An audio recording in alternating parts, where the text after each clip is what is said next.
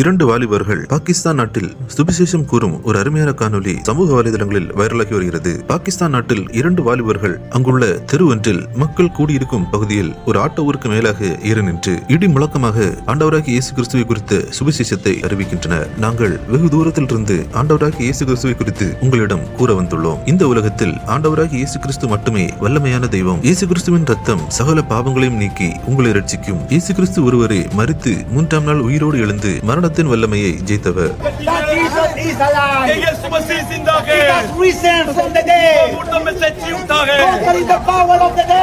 இயேசு கிறிஸ்து ஒருவரால் மட்டுமே உங்களை காப்பாற்ற முடியும். அவர் ஒருவரால் மட்டுமே உங்களை ரட்சிக்க முடியும். ஆகவே இயேசு கிறிஸ்துவிடம் கடந்து வாருங்கள். இயேசுவை நம்புங்கள். பாகிஸ்தான் மக்களை தேவன் காப்பாற்றுவார் என்று மிக அழகாக கூறுகின்றனர்.